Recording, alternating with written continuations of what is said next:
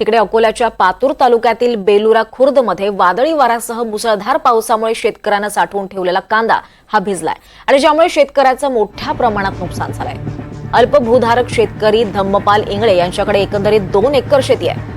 दरम्यान शासन स्तरावर नाफेड बंद केले आणि त्यामुळे नाफेड सुरू होईल आणि आपल्याला चांगला भाव मिळेल या आशेने शेतकऱ्यानं कांदा साठवून ठेवला। मात्र 2 दिवसात वादळी वाऱ्याच्या मुसळधार पावसामुळे कांद्याला पावसाचं पाणी लागलं आणि त्यामुळे कांदा अक्षरशः पूर्णतः काळा पडलाय।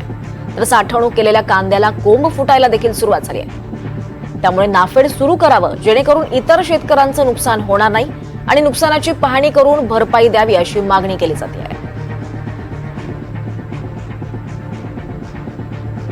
गेल्या 15 दिवसाच्या विश्रांतीनंतर पावसाने पुन्हा 2 दिवसात धुवाधार बॅटिंग केली आहे। दरम्यान यामध्ये शेती पिकाचे मोठे नुकसान झाले। यामध्ये कांदा असेल, पपई असेल किंवा निंबू असेल अशा विविध पिकाचे नुकसान झाले। आपण बेलुरा खुर्द या गावामध्ये आहोत। आपण या ठिकाणी पाहू शकता, या ठिकाणी साठवणूक केलेला जो शेतातून कांदा काढणीला आला होता आणि तो साठवणूक केला होता आणि दरम्यान आज या 2 दिवसात झालेल्या पावसामुळे हा कांदा भिजला आहे, ज्यामुळे शेतकऱ्याचे मोठ्या प्रमाणात नुकसान झाले आहे। या संदर्भात अधिक माहिती घेण्यासाठी या गावातील शेतकरी ज्यांचा हा कांदा आहे ते आपल्या सोबत आहेत।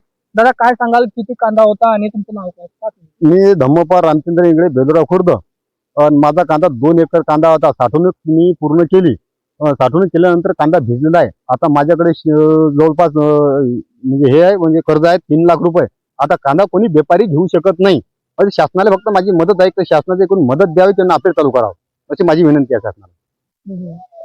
दरम्यान शासनाकडून मदत द्यावी किंवा नाफेड सुरू करण्यात यावी अशी मागणी सुद्धा या गावातील शेतकऱ्यांकडून केली आहे। यावर आता शासन नेमकं नाफेड सुरू करतो का आणि या शेतकऱ्याला मदत मिळते का हे सुद्धा पाहणे महत्त्वाचे ठरणार आहे।